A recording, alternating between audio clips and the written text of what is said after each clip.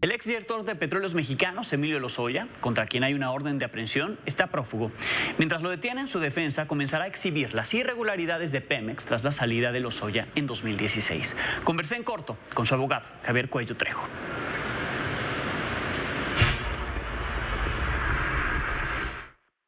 Abogado, gracias por recibirnos. No, hombre, sus órdenes. Quisiera que nos precisara de qué están acusando exactamente a Emilio Lozoya Austin.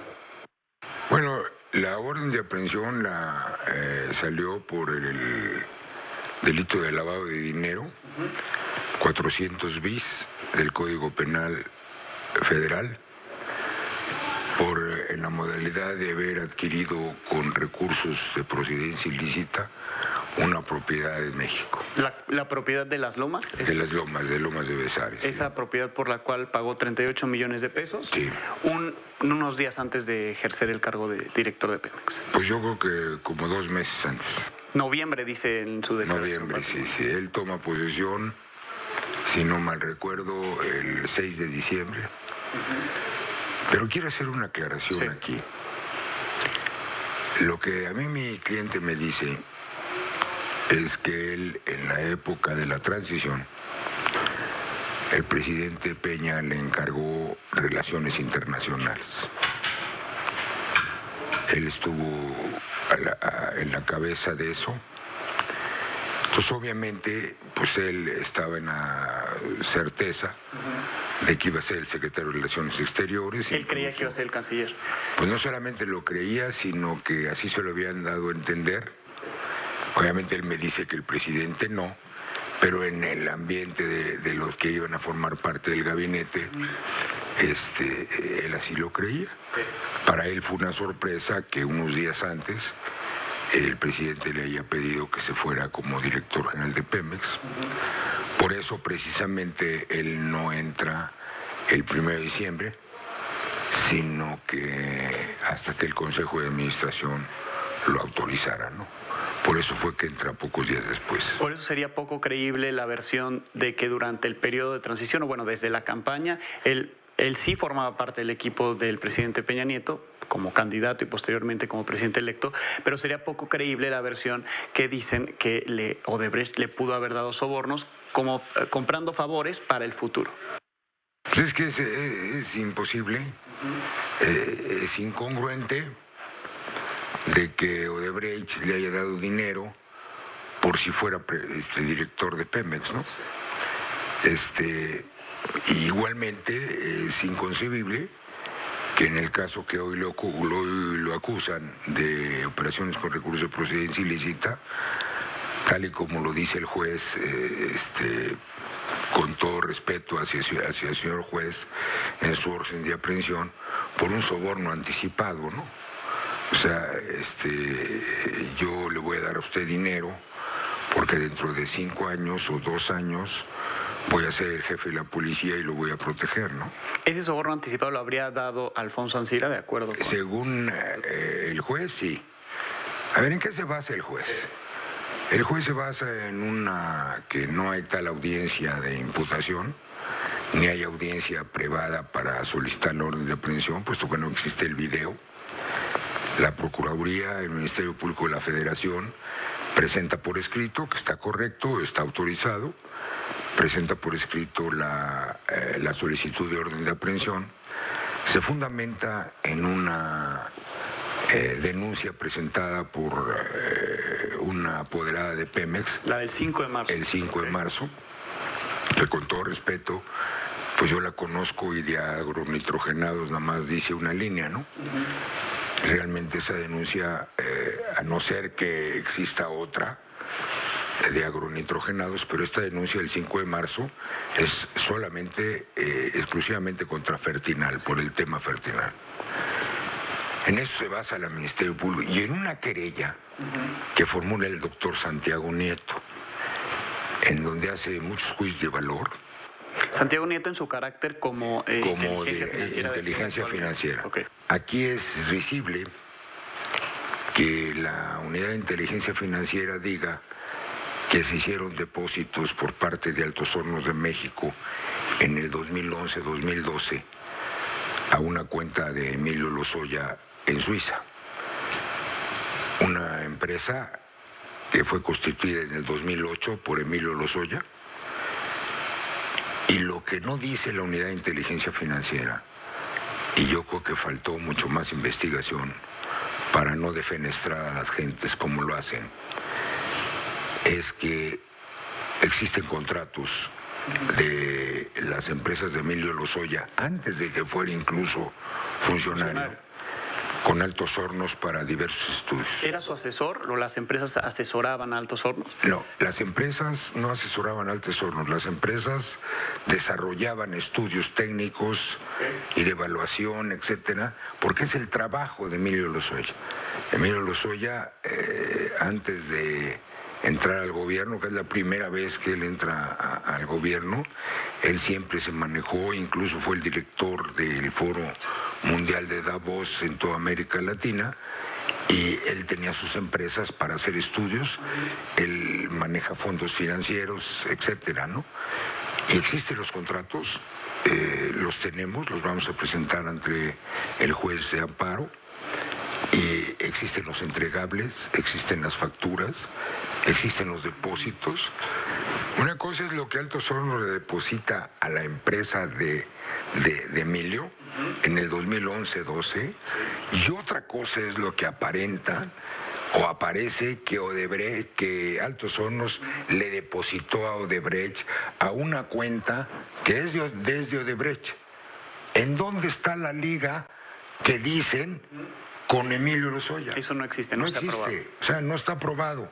Ahí le voy, más grave.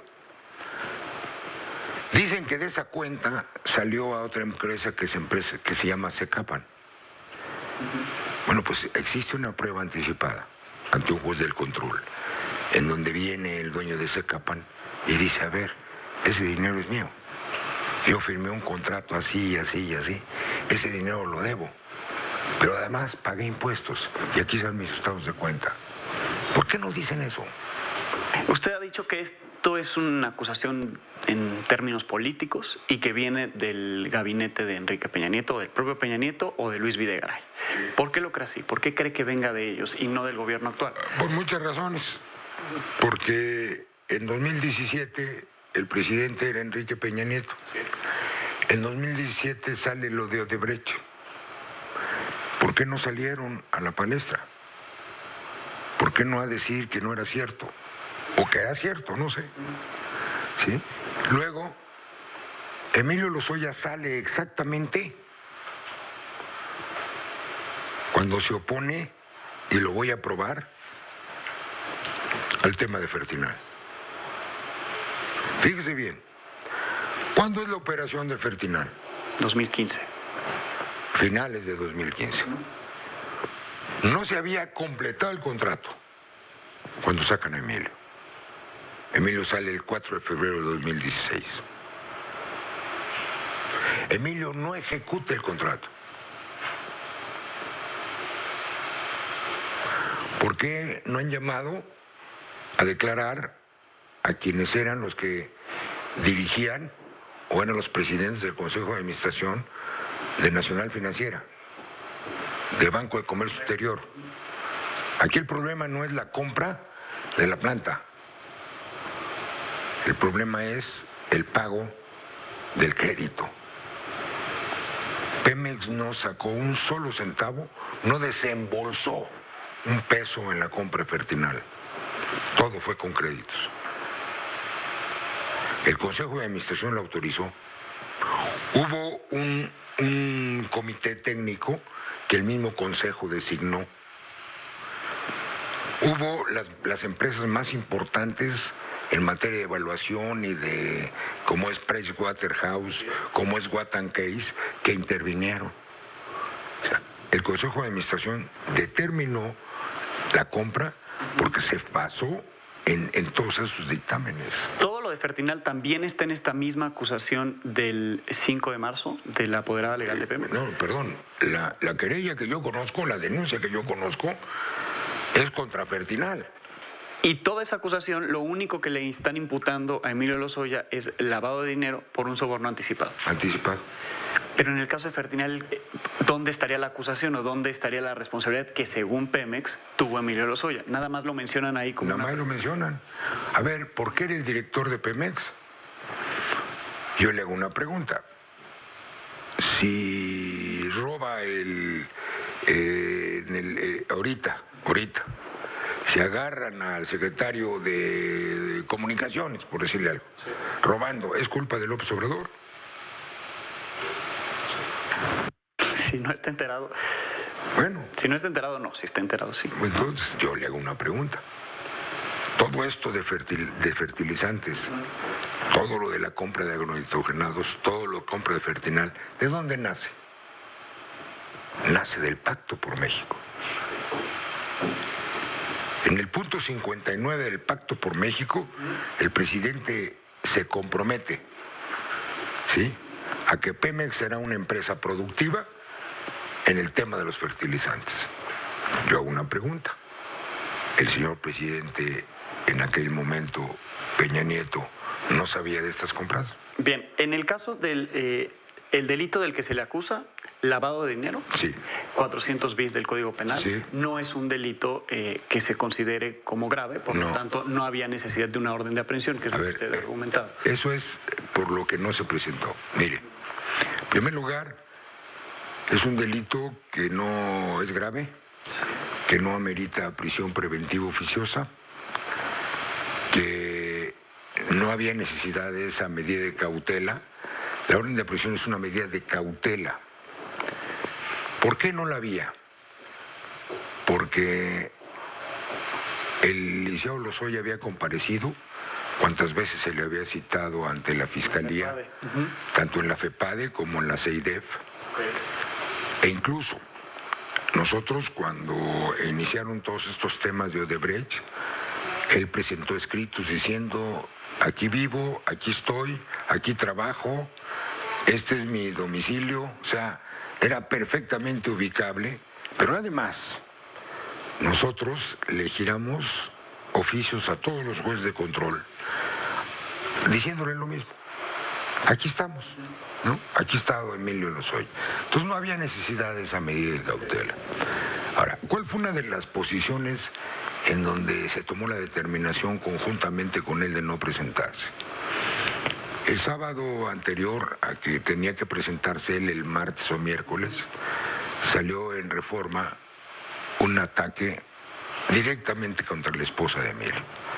Lo de la casa Lo de la casa de Iztapa, que creo que lo hemos dejado plenamente claro. Yo envié y vamos a proceder conforme a la ley, no en contra de Reforma, pero sí en contra de Mexicanos contra la Corrupción. Que fueron los que hicieron la investigación. Hoy, ¿su cliente se considera como prófugo? Bueno, mire, pues sí, desgraciadamente así es, porque no hay las condiciones jurídicas. Mire, diario sacan una cosa nueva, diario, y yo me hago una pregunta, y eso es lo que voy a probar en las conferencias de prensa que voy a hacer. Primero, la responsabilidad que no tiene en los agronitrogenados, y lo voy a probar. Y después voy a probar qué pasó después del 4 o 5 de febrero del 2016. ¿Qué pasó? ¿Con Fertinal? No, con Fertinal y con Pemex. Ok. Bueno, vamos a hablar del huachicol, ¿no? ¿Qué pasó con el huachicol? ¿Se disparó después de Emilio Lozoya? 200 y tantos mil, 200 y tantos %. Pero eso lo quiero probar, porque es muy fácil hablar, ¿no? Yo como abogado tengo que a cada hecho una prueba. Usted como abogado investiga. Hay de aquel abogado penalista, sí, que no investiga. Y de eso que ha investigado, ¿qué nos puede compartir? Está este dato. Este dato y otros que yo no quisiera decírselos porque si no se me echan encima todos sus colegas. Ya ve que ustedes son medio celosones, ¿no? Un poco. Usted dijo que a partir de hoy comenzaría a dar información de acuerdo. El miércoles, en la mañana, yo les voy a avisar la hora en dónde va a ser, y vamos a ir dando punto por punto. Es necesario que los mexicanos nos enteremos, aun cuando sé que, y es verdad, que el señor presidente López Obrador, en el caso Pemex, tiene toda la razón. En la carta que él escribe hace algunas semanas, dice: quiero manifestar que en el momento en que la Fiscalía General de la Nación me dé las garantías a las que tengo derecho, de inmediato estoy dispuesto a colaborar y manifestar la verdad histórica y jurídica de los hechos suscitados en el periodo que me desempeñé como director. Esto hace parecer como un testigo protegido, como se ha tomado con otros casos. No. Él va a decir la verdad. Ahorita lo va a decir a través de mí. Se va a decir con datos duros, ¿eh? Eso a partir del miércoles. Empezando por este dato de lo que pasó justo cuando él dejó. Justo en la acusación que tiene. Y ahí adelantaremos, pero como es mucha la información, tendremos que hacer varias sesiones, ¿no? Usted ha dicho que está en la Ciudad de México. No dije en la Ciudad de México, está en México. Está en México. México tiene 32 estados. Okay. A pesar de ser alemán y que en Alemania podría tener garantías. No es alemán. No es está alemán. Está casado con un alemán. Y eso no ha solicitado ser alemán. No. Él es mexicano, como usted y como yo. Y creo que nos sentimos orgullosos de serlo. Sí. Abogado, muchísimas gracias.